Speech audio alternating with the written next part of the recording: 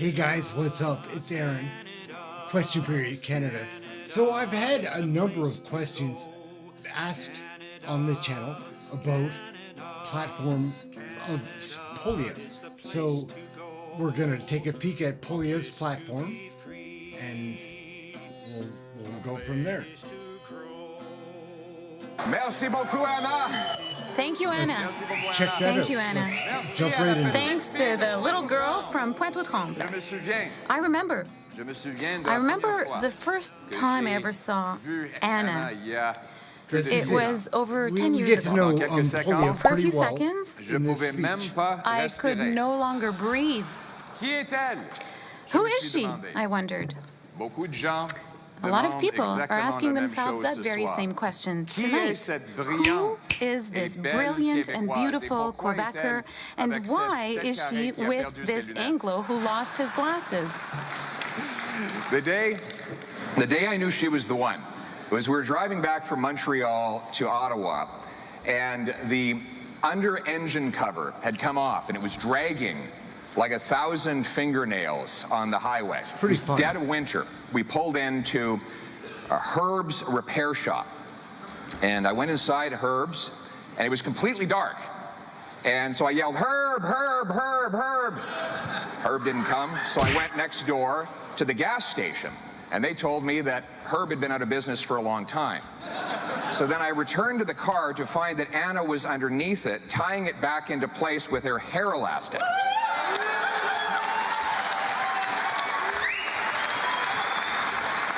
And it stayed in place all the way to the mechanic shop in Ottawa, where they told us we could just leave it that way because she had tied it so strongly. And that was when I realized that I was dating MacIver. But isn't that common sense? Common sense problem solving. La magie d'Anna. C'est la magie du Québec. Anna's magic is the magic of Quebec and Canada, because her story is only possible here. In this country that a Venezuelan refugee and the adopted son of school teachers could stand on the stage, the leading stage of Canada's oldest and biggest political party. Only here could that happen. What do you think? Leave a comment. Only in Canada. Only in Canada. Only in our country. Come on. Yeah, our country. Come on. Bring it home is right. Thank you. And I want to thank my own parents. It's because they made the decision to adopt me and worked hard in front of a classroom that I now stand proudly in front of this room. Thank you so much, Mom. Thank you, my mother.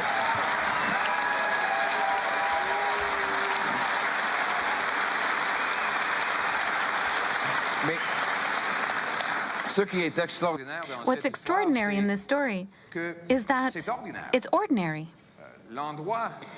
Where you're born doesn't determine where you'll go. The promise of Canada was that a kid could start anywhere and get anywhere. Right. Hard work used to get you a powerful paycheck that bought you good food and a decent home and retirement in a safe neighborhood and a free country.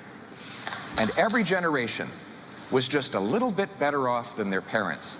That was the promise of Canada. And that is the most important promise Justin Trudeau broke. You see, because politicians often break their own promises, but this is different. This promise didn't belong to him. This promise belonged to all of us.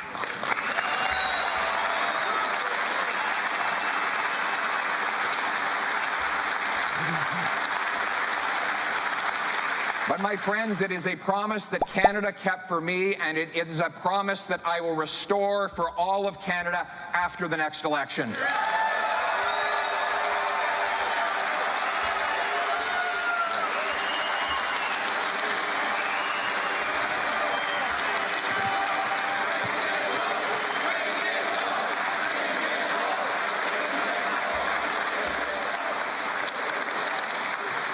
we don't know when that election will be, but when it comes, Canadians will have only two options: a common-sense conservative government that frees hardworking people to earn powerful paychecks that buy affordable food, gas, and homes in safe neighborhoods, or a reckless coalition of Trudeau and the NDP that punishes your work, takes your money, taxes your food, doubles your housing bill, and unleashes crime and chaos in your neighborhood. Laissez-moi répéter. Let me repeat that.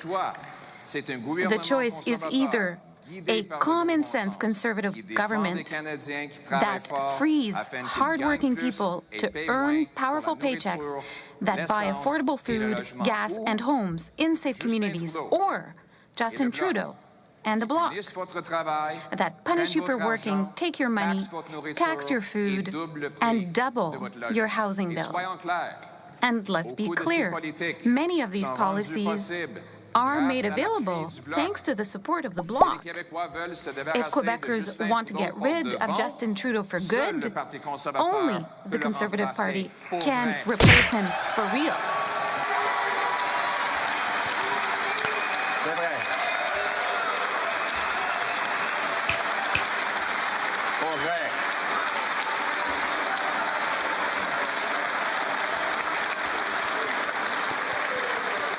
So it's a choice between a country where people who work hard can make their dreams come true, or a country where a government splits people, divides them between good and bad. A government that gets involved in everything but doesn't get good at anything. Smarts, not based on entitlement or inheritance.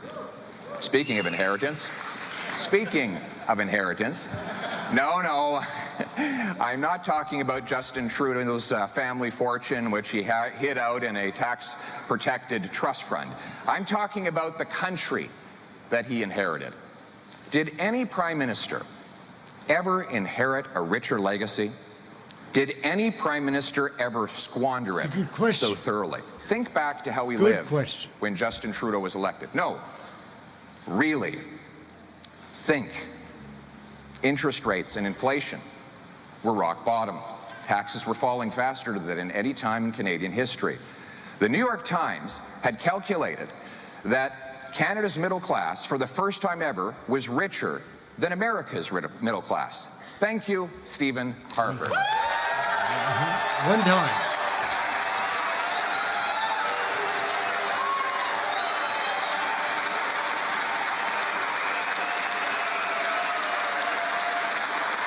Middle class is a thing of the past, I guess.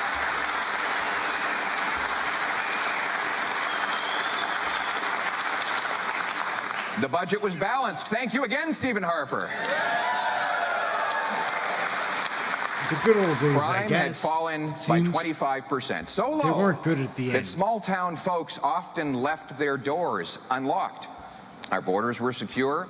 Housing costs were half of what they are today. Take-home pay had jumped 10% after tax and inflation. All this despite a once-in-a-lifetime financial crisis in the U.S.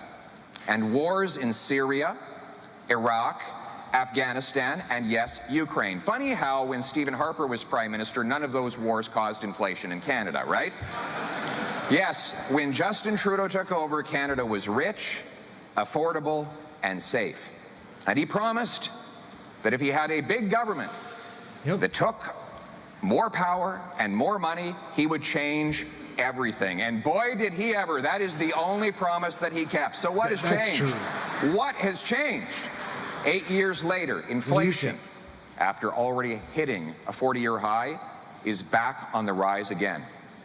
And the economy is shrinking. GDP per capita is actually smaller today than it was 6 years ago, and Canada's growth is now projected to be the worst in the entire OECD, not just for the next 6 years, but for the next 3 decades. Housing costs have more than doubled after Trudeau promised to lower them.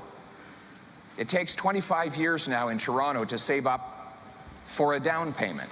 Do you remember when you used to pay off the entire mortgage in 25 years? Some families have to stretch their mortgage out 90 years now, which means that they will have to live to be 120 to ever be mortgage free. Under Trudeau, Canadian homes cost over 50% more than U.S. homes, and you can now buy a castle in Sweden for a lower price than a 2-bedroom in Kitchener. It's almost incredible to say these things, isn't it? But this is life after 8 years of Trudeau. Toronto is now ranked the world's worst housing bubble, and Vancouver is the third most unaffordable housing market in the world. Worse than New York City, worse than London, England, worse than Singapore, a tiny island with 2,000 times more people per square kilometer than Canada. Meanwhile, Trudeau's carbon tax has forced 1.5 million people to food banks, and it caused a fifth of all people to skip meals. Les aînés vont devoir couper dans leur repas pour payer la taxe Blanchette. Seniors will have to cut down on how much they eat to pay for the Blanchette-Trudeau tax. And there's a new tax on energy that they want to radically increase. That's what they're saying. Yes, it costs a lot of money to vote for the Bloc. The Bloc is expensive. It just is. It's an expensive And vote. amazingly, Trudeau has doubled our national debt, added more debt than all 22 prior prime ministers combined. And just to end the suspense, the budget has not balanced itself. It's not going to. The budget doesn't balance itself, right? Shootings, gang killings, overdose deaths have all doubled. Trudeau is spent, and Canada is broke, or broken. Now, he's objected to that term before, but actually, he agrees with it. Justin Trudeau and I agree that things are broken. We just disagree on what and who broke it. You see, he blames the country itself. He blames Canada. He says our country has no core identity. By the way, my daughter keeps heckling me over there. She does this at home all the time. She's preparing to be a member of Parliament, so...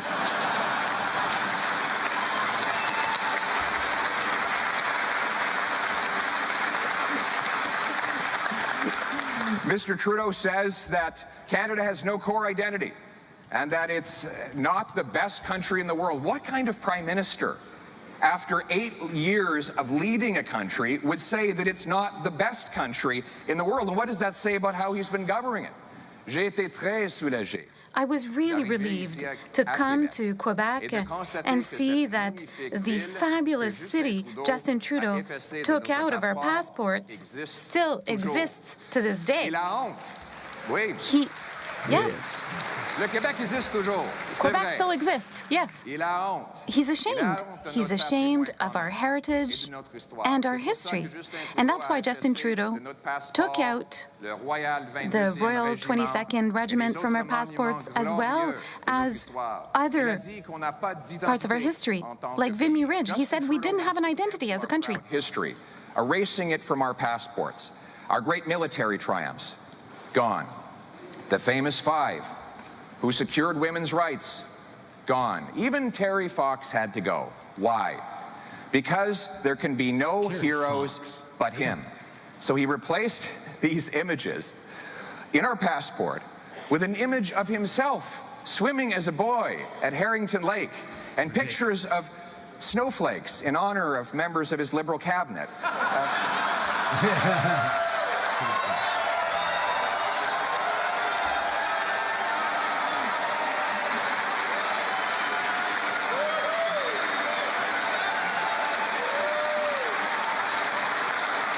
What do you think of the show so far? Leave a comment. Say something. You know, this business of deleting our past must end. And this is a matter on which English Canada must start to learn from Quebec. Quebecers, and I'm saying this deliberately in English, do not apologize for their culture, their language, and their history. They celebrate it, and all Canadians should do the same.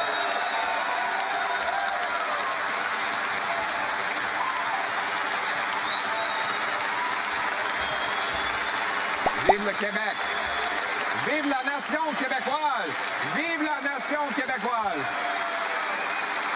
Long live Quebec and Quebec's nation.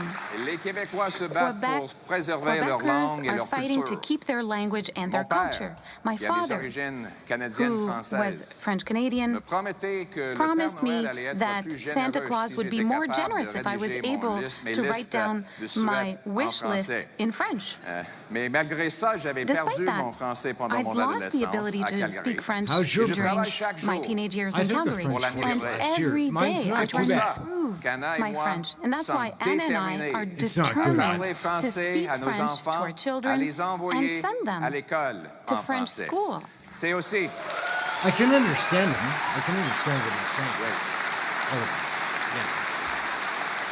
C'est aussi It's pourquoi also why j'ai voté I fièrement à la voted Chambre in the des House of communes pour une Commons motion quite proudly for a conservatrice conservative pour motion reconnaître Very la much in grande English. nation recognize the Great québécoise. Quebec nation.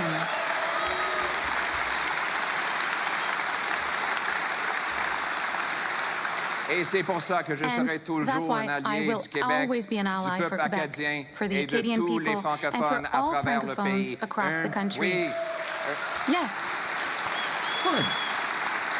un plus petit a gouvernement smaller central central fera la government place pour un plus grand will make Québec way et for a des greater plus grands Quebec Québécois. and better Quebecers. How do you feel about the Bloc Québécois? But what is How do you worse feel? than what Justin Trudeau thinks about Canada, it's what he thinks of Canadians. He calls them small, fringe, and angry. Recently in Charlottetown, he said everybody needs to stop picking on him because, quote, it's a really tough time to be a politician. Does anybody have a violin? No, Mr. Trudeau. It's a really tough time to be the 74-year-old truck driver I met door knocking in Bowmanville, who just got his eviction notice despite always paying his rent on time. Finding another place will cost him $700 extra per month. He doesn't have $700 extra. So his choice now is to go to his full-grown daughter, his little girl, and ask to live in her basement or become homeless. I didn't know what to say to him. What is he supposed to do? Go back to driving a truck 70 hours a week? He's 74 years old. His back can't take that. But I didn't see anger in his eyes. I saw fear. Mr. Trudeau, I'm scared if you about think the life is tough for finances you, these days. It's tough. you should meet the carpenter I met at a Tim Hortons in the Sioux, who lives in a parking lot because he can't afford the rent. He wasn't angry either. But I was angry for him because an economy where the people who build our homes cannot afford to live in them is fundamentally unjust and wrong.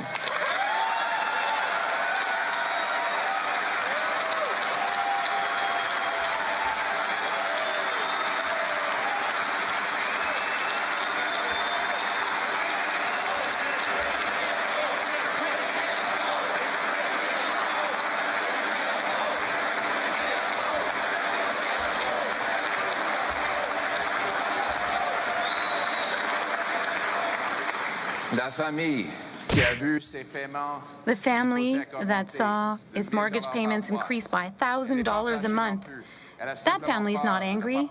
They're just afraid that they won't be able to keep their family Prime home. Minister thinks he has it tough.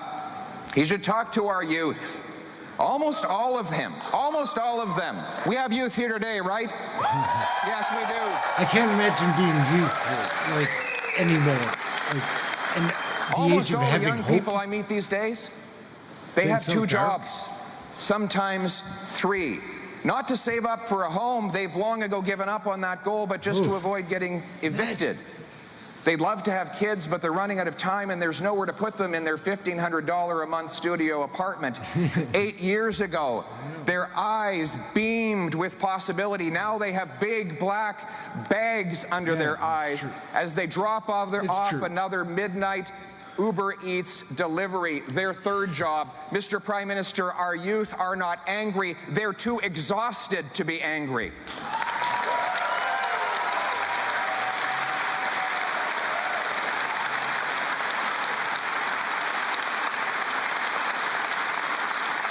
He should meet the mom who broke down and told the cashier at the grocery store that all that she can afford is the half-price chicken that is past expiry, which gives her family food poisoning. And the cashier said, "I can relate. I live in a tent." It's not anger in their voice, Mr. Prime Minister. It's anxiety. They can't sleep at night because they don't know what they're going to feed their children in the morning. If Mr. Trudeau thinks politicians have it tough, he should meet the veterans that asked his department for help with post-traumatic stress, and they were told to consider instead medical assistance in dying. Remember, this is the Prime Minister who famously told our veterans that they were asking for more than he could give. These soldiers and veterans are not angry either. They are heartbroken that the freedoms they fought for abroad are not respected or repaid here at home.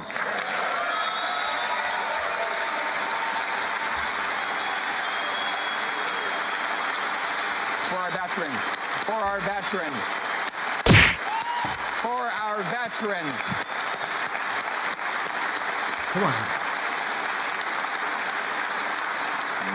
And instead of apologizing to these people for the hell he's put them through, Mr. Trudeau instead calls them names. He wants Canadians to blame each other and not him. He divides divides to distract using race, religion, region, sexuality.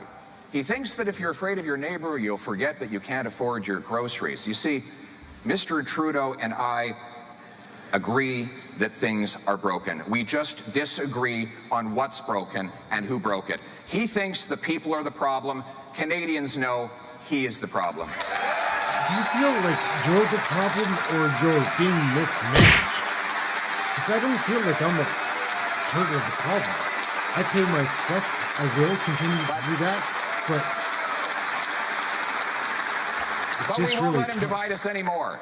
We won't let him put our country and its people down to push himself up. Canadians are not small or angry. They are big, generous people. They deserve better than this. They no longer have to give up the things that we used to take for granted, affordable homes and foods, to pay for the incompetence and ego of one man. After 8 years, Justin Trudeau is not worth the cost, and he is not worth the country that we know and that we love.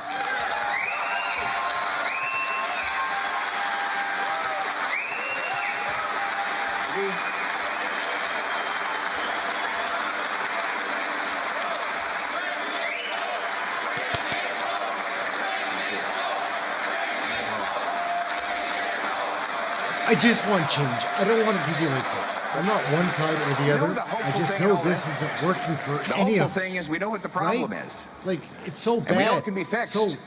Because life wasn't like this before Trudeau, and it won't be like this after he's gone, which proves that we can turn the hurt into hope. Ladies and gentlemen, we will do this with a Prime Minister that unites all of our people, that casts aside the things that divide us and focuses instead on the things that we have in common. A Prime Minister that opens his arms and wraps them around every single Canadian, every region, with every story, because we have one common future that we share together, right?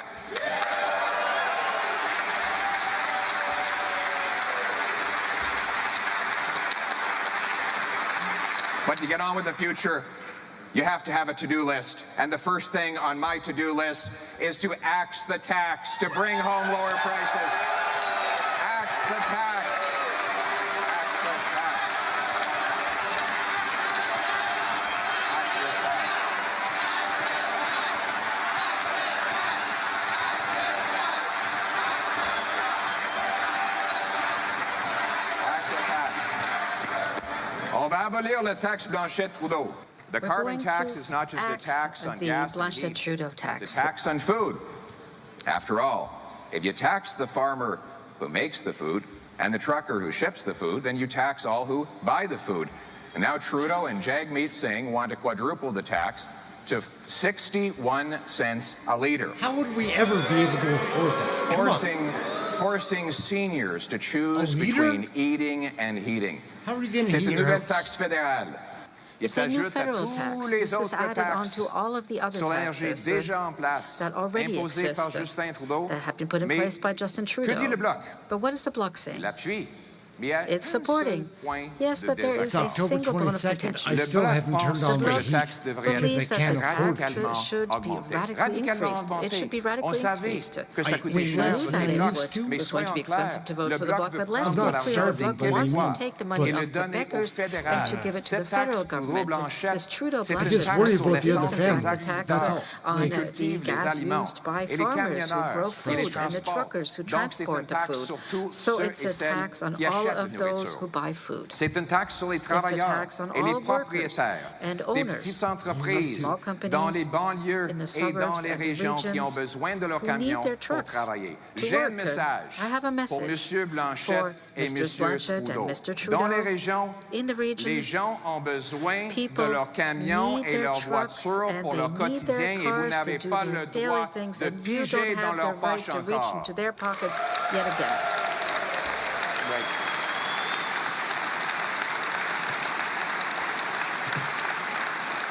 Je vais non seulement abolir la taxe Blanchette-Trudeau, mais je vais mettre fin à la guerre contre l'auto. C'est ça le bon sens. Do you guys like Pierre Poilievre? There's a second tax I'll get rid of. The inflation tax. Or are you just a conservative? Inflation or do you believe is in this guy? a tax. When governments print money to fund their spending, they raise prices. Now, normally with a tax increase, you have to have a vote in the House of Commons to change the law, raising a rate or introducing a new tax, a new levy. That is a rule that has lived for 800 years since the Magna Carta required the Crown get the consent of the people before taking their money. But politicians have since that time found a sly way around the rule. Instead of passing a law to raise the tax and being held accountable for it by the people who pay the tax, they just get their central banks to create more money. And that money, of course, goes into the economy and bids up prices. It is a sneaky tax because politicians don't have to vote on it. But it's also an immoral tax because it steals from the seniors' savings, the workers' paychecks, and takes food from the mouths of the working poor. It is a silent thief, quietly picking the pockets of the poor. It is there, pulling money out of the wallet of the elderly grandmother as her $100 all of a sudden only buys $80 of groceries. And there it is again, the thief, reaching into the bank account of the young family who now has to wait 25 years to save up for a down payment. The radical money printing deficits of Justin Trudeau, funded with newly created cash, caused the money supply to grow in coins, bills, and bank deposits from $1.8 trillion to $2.4 trillion. A mind-blowing 32% increase in the supply of money while the economy grew by 4%. In other words, the amount of money grew 8 times faster than the stuff that money buys, which bid up the cost of everything. And now Trudeau forces the same people who suffer from his inflation to pay higher interest rates to stop it. Recently, former Liberal Finance Minister John Manley said Trudeau's deficits were pressing on the inflationary gas pedal, which forces the Bank of Canada to press on the brakes with higher interest rates. These higher rates now collide with the very over-indebted families who the government encouraged to take on overpriced mortgages to buy overly expensive homes. Time is running out for these families. If rates rise before these families renew their mortgages, they will lose their homes. My common sense plan cuts waste and caps spending to bring down inflationary deficits and interest rates so Canadians can keep their homes. Here's how we'll do it. When I'm Prime Minister, we'll adopt a dollar-for-dollar law. It works the same way you run your personal finances at your household, the way single moms and small businesses budget. When they increase over here, they decrease over there to pay for it. So this is appealing, not just the common sense of people managing their household budgets, but to the basic reality of economics as described by the great Thomas Sowell, who said the first law of economics is scarcity. People always want more than there is to have. And the first rule of politics is to ignore the first rule of economics. But we're going to bring that rule inside government. Every time a politician has a bright idea to spend money, he will be forced to root out waste in his own department to pay for it, rather than just passing the bill on to you in higher inflation, taxes, or debt.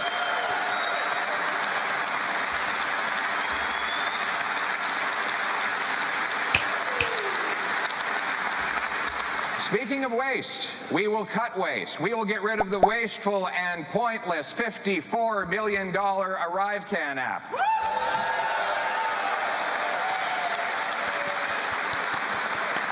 Did you know about the ArriveCan app? It's funny, a couple of IT workers, as a gag, decided to see if they could design the ArriveCan app from scratch.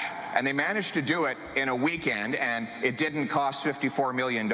My suggestion is that they send that app to Trudeau and call it the ResignCan app. That's pretty funny. We'll end the $35 billion infrastructure bank that, despite paying bonuses to executives, has not completed a single solitary project yet. We will stop giving money to foreign dictators and global bureaucracies like the Beijing-controlled Asian Infrastructure Bank. That'd be nice. I'd save a little bit of money there.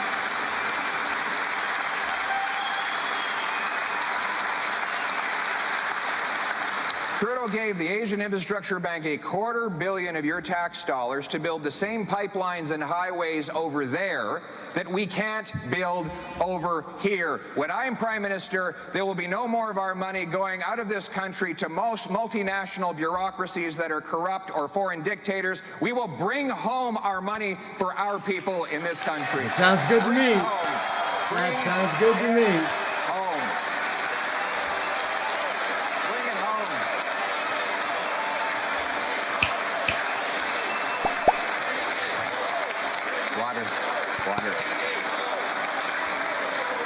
And we will end bonuses for incompetent government executives and central bankers who fail to do their jobs. Et nous n'allons plus financer les dépassements. We will no longer finance the cost overruns of the private sectors and other levels of government. See change soon. If the other governments are unable to manage their budgets, they will have to find the money. We will no longer give the responsibility over to the taxpayers. They already pay too much. It's informative. It's fun. Canadian we're going to politics restore and enforce the low inflation mandate that Brian Mulroney legislated into place in the early 90s. It will mean the Bank of Canada, once again, will have only one job, and that is to keep inflation low for Canadians. Inflation, guys. Boo. So tough.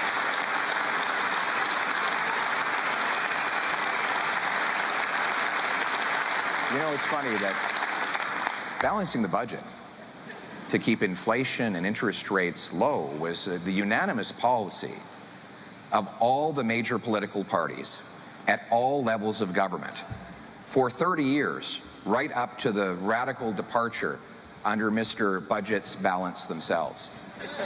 Think about it. Mulroney, in fairness, Chrétien, Martin, Harper, even NDP provincial governments believed that budgets needed to be balanced, not for the accountants, but to protect future funding for our schools, hospitals, and roads. That common sense consensus drove down debt, inflation, unemployment, while growth rocketed up to quarter-century highs, and many common-sense grassroots liberals and New Democrats still believe it today, even if their out-of-touch leaders do not.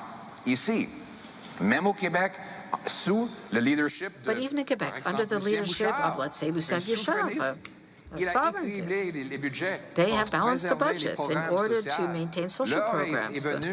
And the time has come to restore this consensus that is based on common sense. Pretty good speech, yeah. Vanquish Who inflation thinks, and to like, protect our future. even if you're not a Poiliev fan, we should it's create a pretty more of well what put together cash buys. piece of material, Grow yeah? more food, I don't know. build more homes, and produce I'm more not necessarily resources a fan right of here in Poiliev, Canada. but he's getting me on board. Like, some good ideas, it would seem. It's been a bad couple of years when you change. It's funny. So let's start with homes. Do you think it's funny? Let's start with homes. Thank you. We've got a very excited group over there. Those are my friends from Brampton up there. Good to see you, Bob and friends. We need homes in Brampton. We need homes everywhere. We need to stop printing money and start building those homes. L'accès au logement. Après 8 ans de Access Justin to Trudeau, housing after 8 years of Justin Trudeau dégénère. is falling apart. In fact, we could even say that it is a degeneration, falling apart, just like the song Mes aïeux, my ancestors, which is what about you? You no longer know what you're going to do. In your little 3.5, which is much too expensive, and it's cold in the winter. And sometimes you want to become an owner. And one day you dream that you'll have your little small plot of land, right? Just a little plot of land. Just a very small plot of land.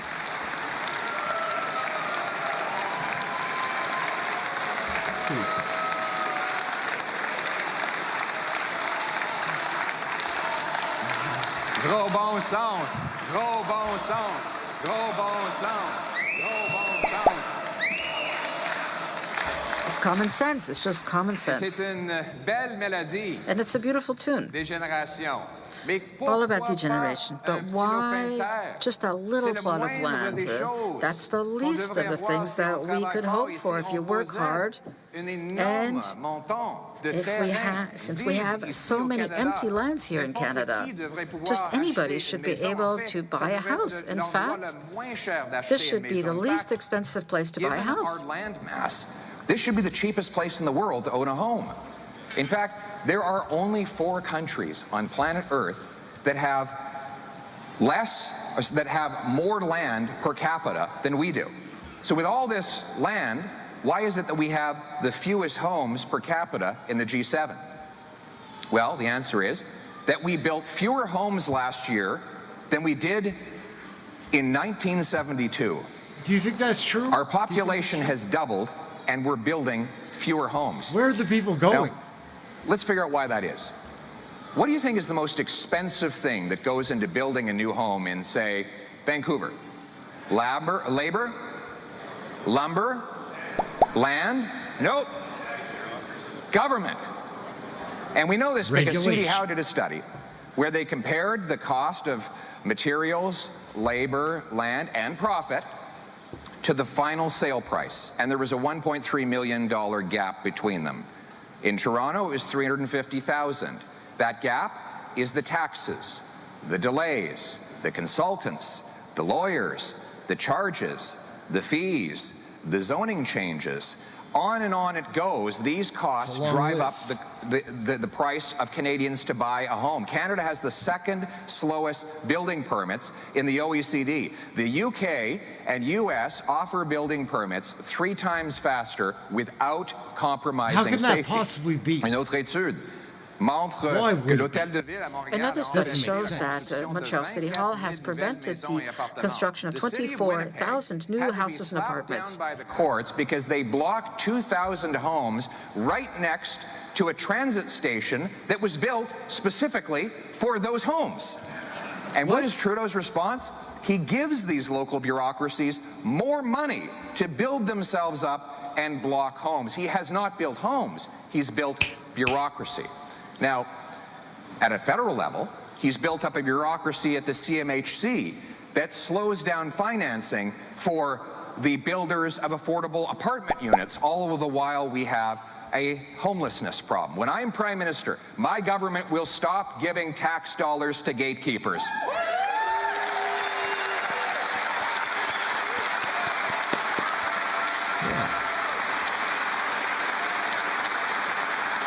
This is a pretty good speech. I'm not a Poilievre fan. Like, I'm not on.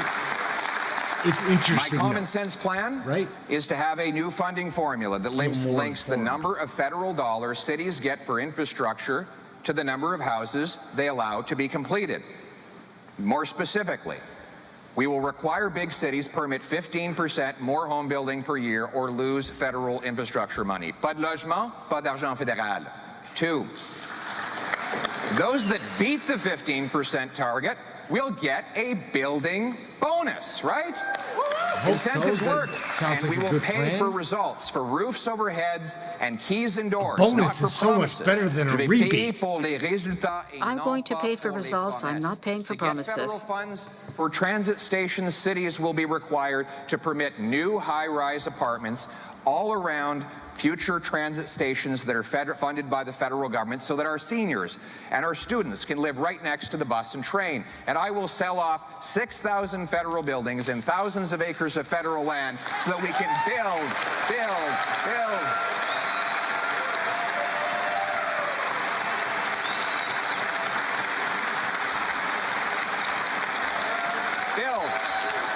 Bring it home.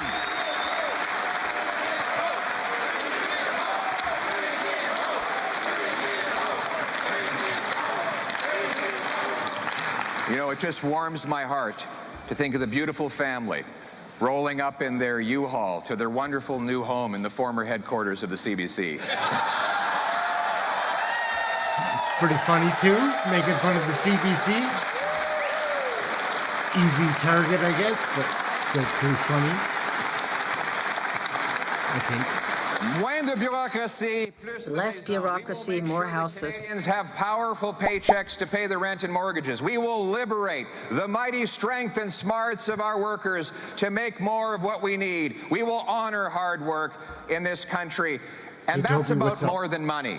No problem. Work brings dollars and dignity, paychecks and purpose, burdens and blessings, a good living and a good life.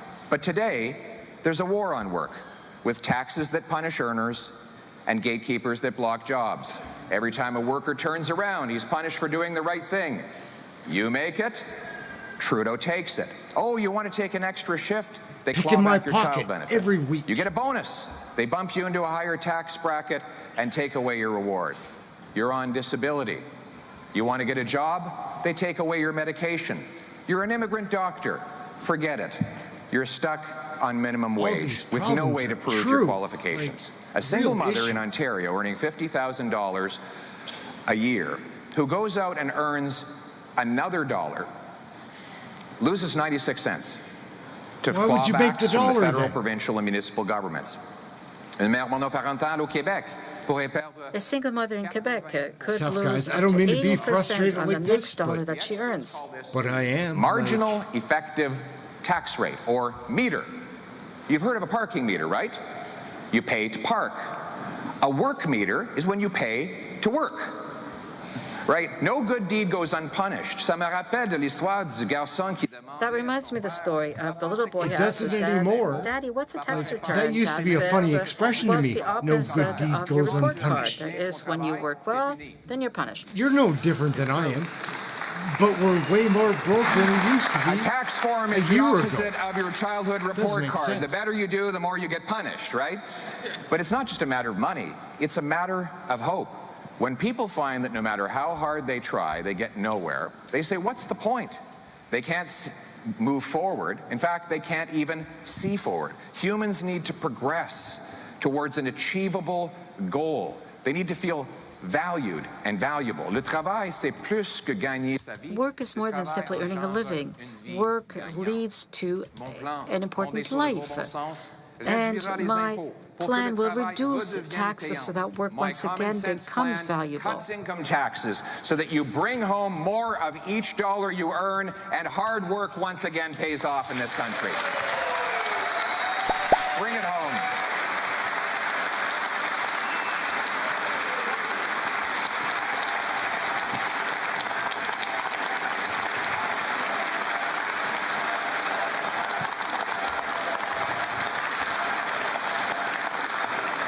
But in order to bring home a paycheck, you first have to have a job. And that's why we will cut taxes and red tape to bring home our businesses, our money, and our jobs to Canada. We will work with the provinces to create a merit-based Blue Seal qualification system so that immigrant professionals, like the 20,000 immigrant doctors and 32,000 immigrant nurses currently banned from working, can take an exam, prove they are qualified, and if they are, get to work earning powerful paychecks, reducing wait times in our hospitals. Do you know how hard it is to get a family doctor if you don't have one? I waited over 2 years to get a family doctor. And without apology, we will bring home our energy and resource jobs to this country. We have so many resources and wonderful people. Absolutely. It would seem like we just have bad management. Like, that's how it feels. Canada has the know-how to unlock the massive energy in our waters, our rocks, and even our atoms. Yet the Trudeau government has blocked, in different ways, almost every form of energy we have. Yes, we all know that they shamefully killed pipelines in favor of foreign dictator oil, but it's not just oil. When the Germans and the Japanese came knocking, asking for our natural gas so that they could break their dependence on Putin, Trudeau said, no, go call the Kremlin. There's no business case. Well, apparently nobody told the Americans that there's no business case. They built 6 liquefaction facilities. No one told the Qataris they more than doubled their production. No one told the Germans, who took a natural gas liquefaction facility from concept to completion in 194 days. And yet, Justin Trudeau has blocked the completion of all 18 natural gas liquefaction plants that we had proposed when he took office. And this is crazy. We have 1.3 trillion cubic feet of natural gas. And we can liquefy it with 25% less energy. Why? Because of our cold weather. It makes it cheaper to liquefy gas here than in the United States. It's cold in Canada. It was so cold in Ottawa last winter, Justin Trudeau was seen with his hands in his own pockets. I can't turn my heat on, though. I can't afford it. Last year, I made it till November 7th. His environment minister has protested against nuclear power, and his fisheries department blocked Nova Scotia from developing zero emissions tidal power from the oceans. And what has all this done for the environment? Nothing. With all these taxes and all these gatekeepers, Canada has missed every single emissions target and now ranks 58th out of 63 in combating the real problem of climate change. The International Energy Agency says the world will be using 50 million barrels of oil every single day for the next 20 years. And that's under the most restrictive scenarios. And Trudeau and the NDP want that oil to come from polluting tyrants like Iran and Venezuela. I believe that the country that invented the Canadarm and insulin can produce these barrels cleaner and greener than any other country on Earth. We are. That's the thing. I'm frustrated with the government, but I love my people. Like when I go to the grocery store, all I see are people that I love, and like people that I don't know, but I know that I love them. All the immigrants, everybody that's new to this. I love all those people.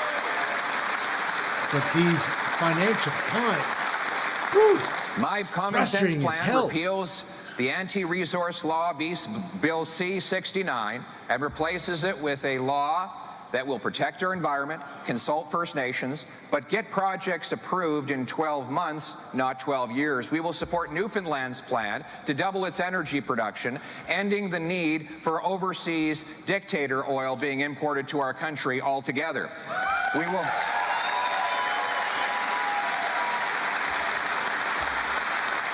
will massively increase production of emissions-free energy by green-lighting green projects like zero-emitting, small modular nuclear reactors. This is a great idea. Imagine if we got our power from nuclear energy that was safe, which It's available. So that New Brunswick, Ontario, Saskatchewan, and Alberta can have this clean energy. And carbon capture and storage will make our oil sands the world's lowest emitting. We will approve more hydro dams and tidal wave power to turn water and gravity into lightning. We will grant permits for natural gas plants to safely ship it off to replace dirty coal in Asia and to break European dependence on Putin. We really do have more resources, and just our people are something special. Why is it like this? We will harvest the minerals of electrification from our mines using our workers rather than importing them from Justin Trudeau's favorite coal-burning dictatorship. They use a lot of coal in China. It's okay, but in Quebec, hydropower rhymes with pride. And that is true because Quebec has genius in building dams worldwide, and it's recognized. And Quebec needs 100 additional terawatt hours by 2015 in order to meet with the increasing energy need. That represents a 50% increase in current production. In order to fight the true problem of climate change, we need more hydropower and quickly. My common sense plan uses technology and not taxes, by inciting companies to reduce their emissions, by greenlighting green projects such as dams and wind power. Let's put an end to all of these increased studies and obstacles on a federal level by producing minerals here, not importing these by China. And that's our choice. Blanchard and Trudeau want to radically increase the price of traditional energy, but I want to reduce the price of green energy. They're opting for taxes. I'm opting for technology. They are choosing to send our money to foreign dictators. What I'm choosing to do is to work with Canadian workers.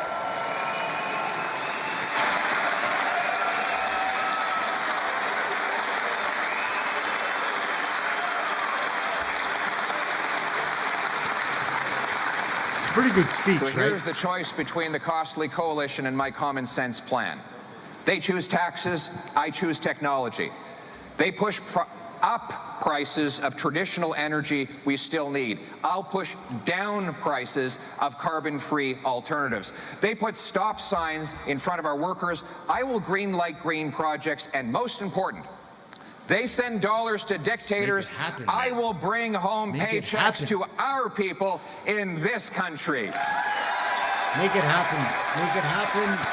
That would be great. Bring it home. Bring it home.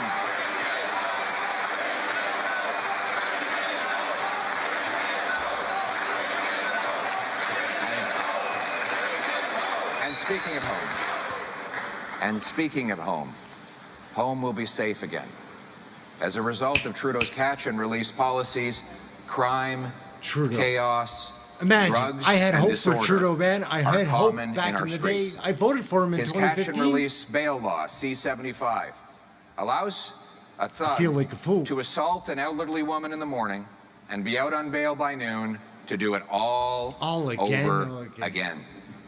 After the law passed, Vancouver police had to arrest the same 6,000 criminals. I'll start again. It's so baffling that it's hard to actually appreciate the numbers. They had to arrest the same 40 offenders 6,000 times in a year. That's 150 arrests per criminal per year. The good news is we don't have a lot of criminals in Canada. The bad news is they're very productive. So if you put those highly prolific criminals in jail, you'll have less crime. Now, Liberals and New Democrats say this is so simplistic and you'll have to build all these jails. Funny thing is, when we did it under the previous Conservative government, not only did we bring crime down by 25%, incarceration rates actually fell. Why? Because we targeted the worst offenders and we scared all the other potential offenders away. So we had so much less crime, we actually needed less prison space. It's common sense, my friends.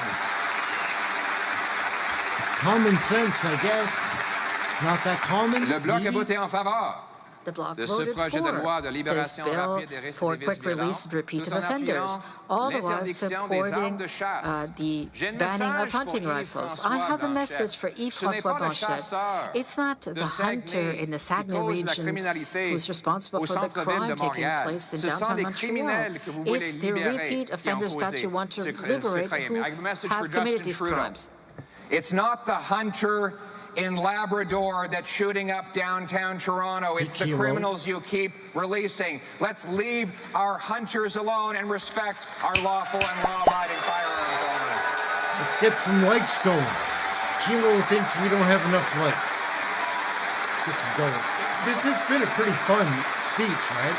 Like, I've had fun. I hope you have. Get the likes going, I guess. So my common sense plan. My common sense plan is jail and not bail. Jail and not bail for repeat violent offenders. We'll reverse bans on hunters and licensed sport shooters, and we'll use that money to jail gangsters and bolster borders against illegal drugs and guns from the United States. And we will give treatment, not decriminalized and tax-funded drugs to addicts. We will bring home our loved ones drug-free once again. I'm just trying to put stuff that people want to see out there. I'm not used to. And using the dollar-for-dollar principle, we will pay for it by suing and collecting hundreds of millions or billions of dollars from the corrupt pharmaceutical companies that profited by lying about the dangers and addictiveness of the opioids that have caused this hell on our streets. Thank you, Salmai. Thank you.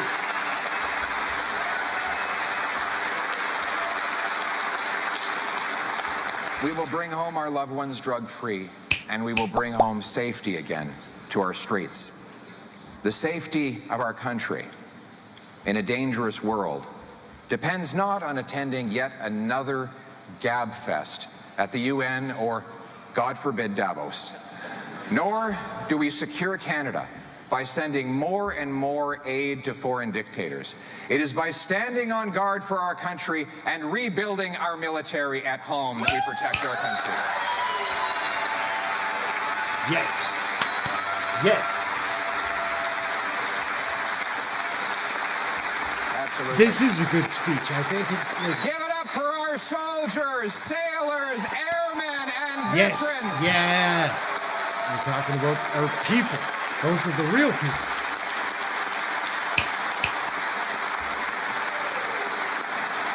The most important people. We'll take resources from back office bureaucracy and incompetent procurement and put it on the front lines to rebuild our military and honor the brave men and women who protect our freedom. But they didn't fight for our freedom abroad so the Prime Minister could take it away at home. He said he admires the dictators in Cuba and Beijing.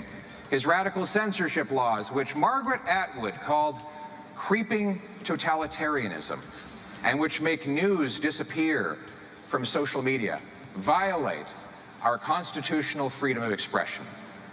We will repeal Justin Trudeau's censorship laws and restore freedom of speech on campus, online, and everywhere in Canada.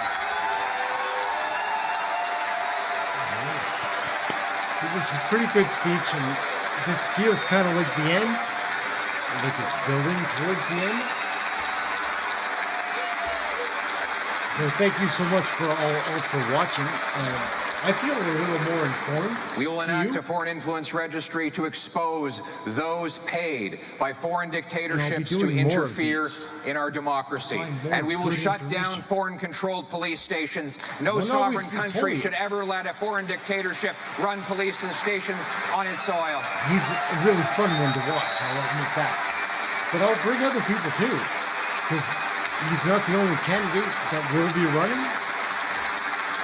Maybe some information on who's going to be the next liberal leader. We will bring home control of our democracy, give people back control of their lives, and make Canada once again the freest nation on earth. I love you guys. I love Canadians. I'm very patriotic. I do care about my country and my fellow citizens very much.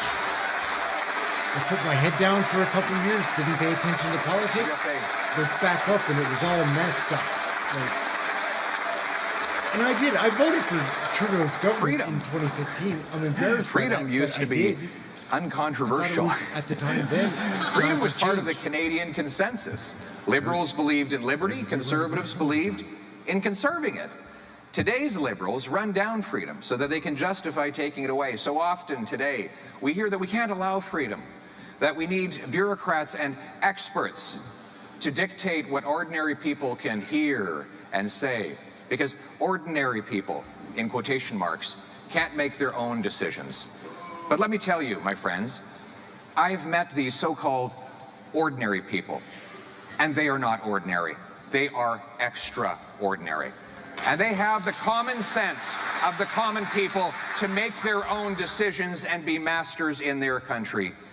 Que monsieur et madame tout le monde ont besoin du ordinary men and gouvernement. women need the government to make decisions on their behalf. Ce n'est pas vrai. That's just I'm not having true. fun here with you guys. If you want to pretty see fun, right? kindness, La grandeur. greatness, And this speech is kind of genius, giving genius. me hope. Don't Can't look at always those be bad. Can't at always the be top. like this.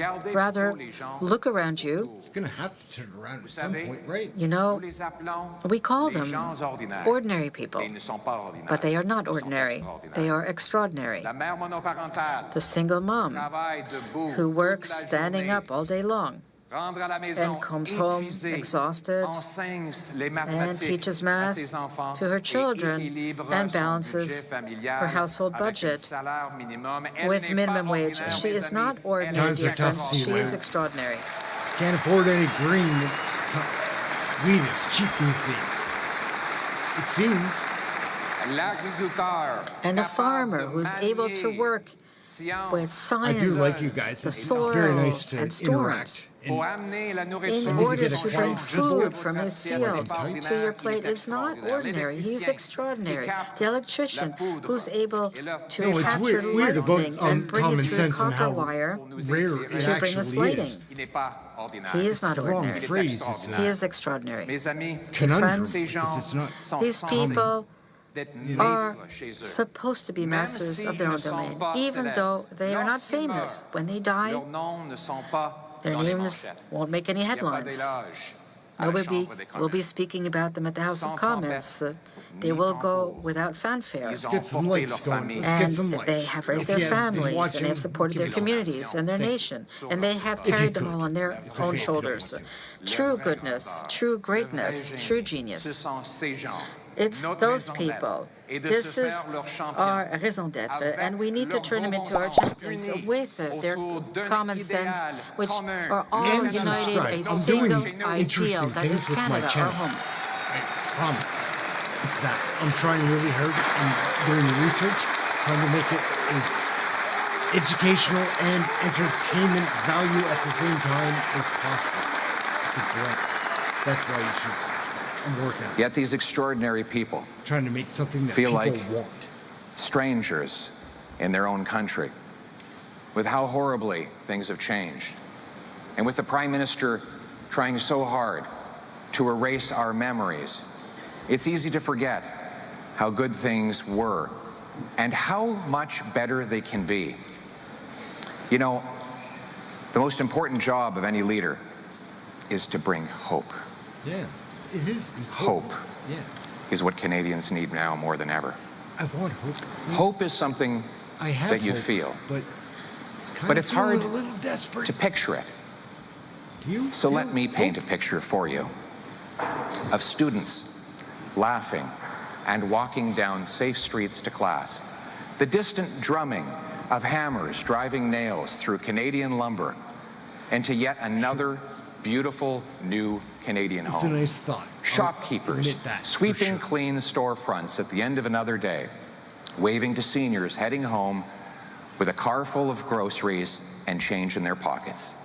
As daylight fades to night, kids are heard Come on, pleading Pierre. for 10 more minutes of street hockey before bed, and then quiet.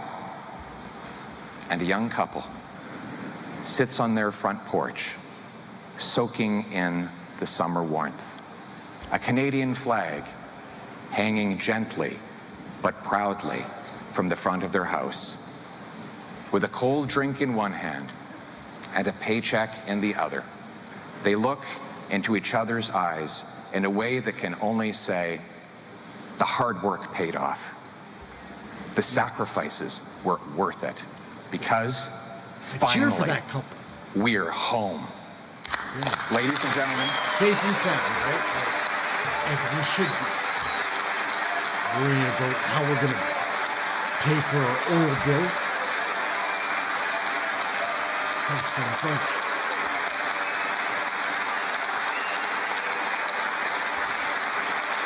it's got to turn around, guys. I believe it can. Ladies and gentlemen, that is what it means to bring it home. These are our people. This is our country. This is our home. Your home, my home, our home. Let's bring it home. Let's bring it home, guys. Let's bring it home. It's pretty good. It's pretty good.